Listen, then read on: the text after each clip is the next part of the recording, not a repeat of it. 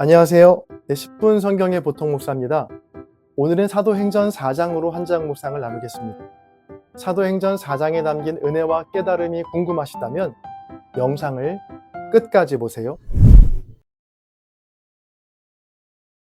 사도행전 4장입니다. 사도행전 4장은 두 부분으로 나눌 수 있습니다. 먼저 1절부터 22절까지 공회에 끌려가다입니다. 미문 앞에서 구걸하던 자를 치유한 후에 베드로와 요한이 하나님의 말씀을 전하자 무려 5천 명의 사람들이 믿게 되었습니다. 이를 불편하게 여긴 제사장과 사두개인들은 그들을 붙잡아 가두죠. 다음 날 대제사장 안나스를 비롯한 유대의 종교 지도자들은 베드로와 요한을 불러 세운 후에 신문하기 시작합니다. 자, 무슨 권세와 누구의 이름으로 이러한 일을 행하냐라고 말이죠. 그러자 그들은 성령 충만하여 이렇게 대답합니다. 이 예수는 너희 건축자들의 버린 돌로서 집 모퉁이의 머릿돌이 되었느니라. 다른 이로서는 구원을 받을 수 없나니 천하 사람 중에 구원을 받을 만한 다른 이름을 우리에게 주신 일이 없음이라 하였더라. 아멘. 공회에 있던 종교 지도자들은 베드로와 요한의 이러한 대답에 깜짝 놀라합니다. 이전에 보았던 겁 많은 모습과는 너무나 달라졌기 때문이죠. 병이 나아서 멀쩡해진 증인도 곁에 있었기 때문에 베드로와 요한을 함부로 대할 수가 없었습니다. 자, 고민 끝에 베드로와 요한에게 다시는 예수 그리스도의 이름으로 말하지도 말고 전하지도 말라고 경고하는데요. 자, 그러나 베드로와 요한은 보고 들은 것을 말하지 아니할 수 없다라고 하면서 뜻을 굽히지 않습니다. 결국 관리들은 백성들의 눈치를 보다가 베드로와 요한을 풀어주게 됩니다. 다음으로 23절부터 37절까지 담대히 전하고 아낌없이 나누다입니다. 베드로와 요한이 풀려나자 예루살렘 교회의 성도들은 소리 높여 하나님을 찬송합니다. 어떤 위협에도 하나님의 말씀을 담대히 전하고 표적과 기사가 예수 그리스도의 이름으로 이루어지게 해달라고 간절하게 기도하자 그곳이 성령으로 충만하게 되었죠. 또 모든 물건과 재산을 가난한 사람들을 위해 나누었는데요. 위로의 아들이라는 뜻의 이름을 가진 바나바는 자기의 밭을 팔아 사도들에게 바쳤다라는 것으로 사도행전 4장의 말씀은 끝이 납니다. 예루살렘 초대교회가 성령을 받고 난 후에 주님의 복음은 점점 더 확장되고 전파되기 시작합니다. 사도행전 2장에 나오는 베드로의 오순절 설교를 통해서 3천 명의 사람들이 회개하고 주를 믿게 되었고요. 또 베드로와 요한이 성전으로 기도하러 가던 중에 걷지 못하던 병자를 치유하고 또 그곳에서 예수님이 그리스도 되심을 설교하자 5천 명이나 되는 사람들이 주님을 믿게 되었죠. 이렇게 점점 복음이 확장되자 예수님을 죽이는 데 앞장섰던 사람들은 초조해지기 시작합니다. 그래서 베드로와 요한을 끌고 와 신문했죠. 사도들을 가운데 세우고 묻되 너희가 무슨 권세와 누구의 이름으로 이 일을 행하였느냐. 지금 베드로와 요한 앞에서 신문하고 있는 이 안나스와 가야바는 예수님을 죽인 장본인들이었습니다. 겟세마네에서 기도하시던 예수님을 잡아가던 병사들도 바로 그들의 사람들이었고 베드로가 예수님을 3번이나 부인했던 장소도 바로 가야바의 뜰이었죠. 이 가야바의 뜰에서 여종 앞에서도 예수님을 부인했던 베드로가 그 뜰의 주인인 가야바 앞에 서게 된 것입니다. 그렇게 예수님을 죽이는 데 앞장섰던 안나스와 가야바는 베드로와 요한에게 이렇게 묻고 있는 겁니다. 누구의 권세, 누구의 이름으로 이 일을 행하였느냐? 저는 이 질문이 단순히 너 왜 그랬어? 라는 말로 들리지 않고요. 너 정말 죽고 싶어? 네가 전하고 있는 그 예수 이미 우리가 죽였어. 라는 협박으로 들렸습니다. 그런데 이어지는 베드로의 대답이 우리의 가슴을 뛰게 만들죠. 너희와 모든 이스라엘 백성들은 알라. 너희가 십자가에 못 박고 하나님이 죽은 자 가운데서 살리신 나사렛 예수 그리스도의 이름으로 이 사람이 건강하게 되어 너희 앞에 섰느니라. 이 예수는 너희 건축자들의 버린 돌로서 집 모퉁이의 머릿돌이 되었느니라. 다른 이로서는 구원을 받을 수 없나니 천하 사람 중에 구원을 받을 만한 다른 이름을 우리에게 주신 일이 없음이라 하였더라. 아멘. 예수님을 죽였던 사람들 앞에서 또 그들의 위협 앞에서 베드로는 담대히 예수님의 구주 되심을 선포하고 있는 것이죠. 여러분, 저와 여러분에게도 이러한 베드로의 담대함이, 이러한 베드로의 믿음이 있기를 간절히 바랍니다. 물론 오늘날은 특히 대한민국에서 예수님을 믿는다고 또 전한다고 겁박하거나 죽이겠다는 사람은 없습니다. 그런데 저는 더 큰 위협이 우리 앞에 놓여 있다라고 생각하는데요. 바로 무슨 위협이냐 하면 예수가 그리스도 되심이 더 이상 믿어지지 않는 현실입니다. 예수님보다 돈이 더 나를 구원해 줄 것 같고 예수님보다는 세상 권력과 힘이 우리를 구원해 줄 것 같은 돈과 힘이 우상이 되는 시대를 살고 있거든요. 그 옛날 선교사님을 통해서 복음이 처음 우리나라에 들어왔을 때는 교회가 모든 것을 앞서갔습니다. 교육도 가장 앞서갔고요. 문화도 가장 선두에 있었죠.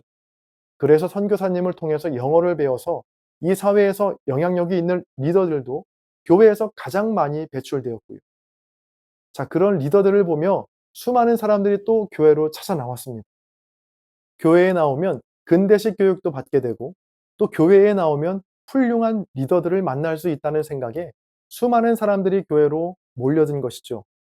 자, 그런데 지금은 어떤가요? 교육도 문화도 모든 면에서 교회는 세상보다 한참이나 뒤떨어져 있습니다. 세상의 교육을 교회가 따라갈 수 없고요. 세상의 문화를 교회가 따라갈 수 없습니다. 예수님이 없어도 너무나 잘 사는 세상이 되어버린 것이죠. 마치 이 세상은 사도행전에 나오는 안나스와 가야바와 같습니다.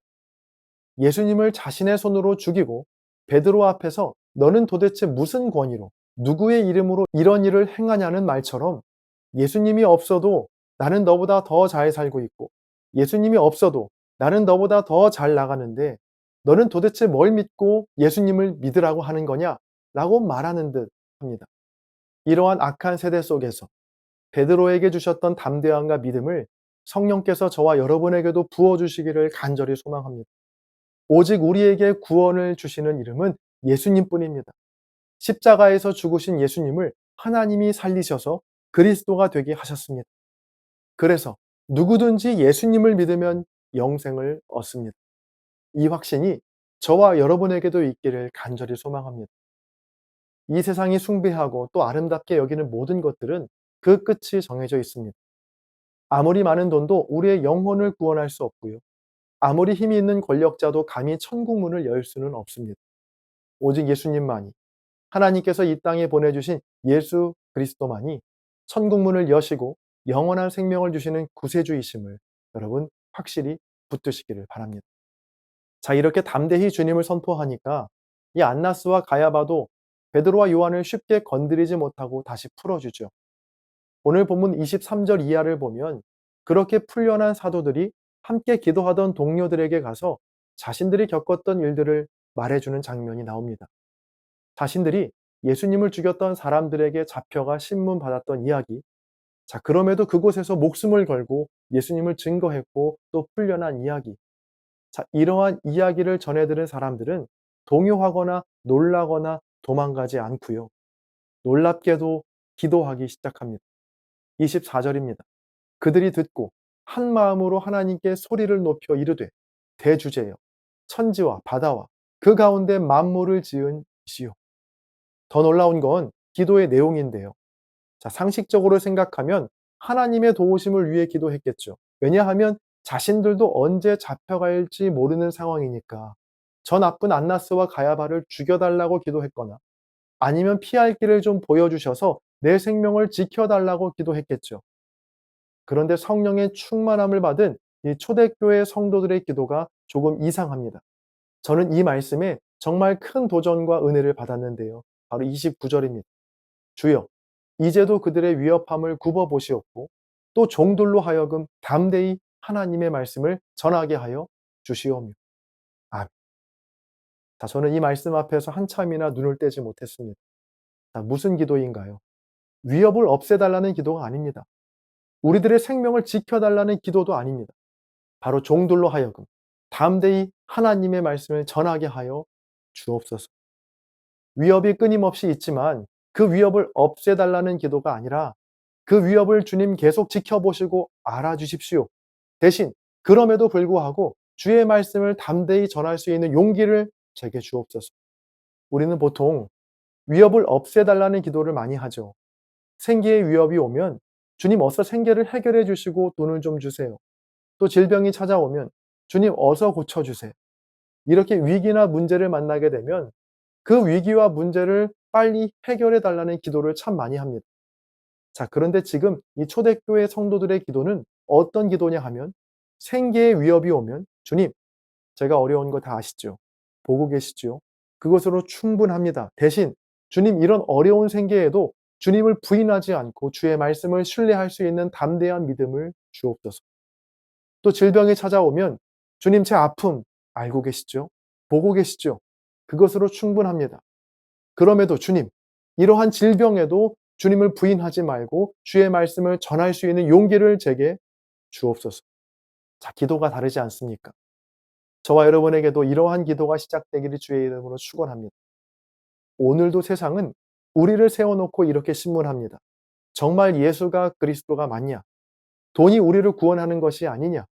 예수를 믿지 말고 차라리 힘 있는 나를 더 믿어라. 이러한 세상 속에서 주는 그리스도이시고 살아계신 하나님의 아들이십니다. 오직 주님만이 나를 구원할 구세주이십니다. 이러한 믿음의 고백이 이 하나님의 말씀이 여러분의 입술에서 떠나지 않고 날마다 믿음으로 승리하여 나가시는 저와 여러분 모두가 되시기를 주의 이름으로 간절히 축원합니다. 지금은 댓글 작성 시간입니다.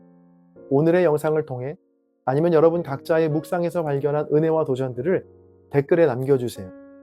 또 좋아요와 공유로 한장 묵상을 홍보해 주세요. 그리고 멤버십 가입과 책 구매를 통해 한장 묵상을 응원해 주세요. 여러분의 나눔이 누군가에게는 큰 위로와 도전이 될 수 있습니다. 함께 찬양 들으시면서 댓글 남겨주시고요.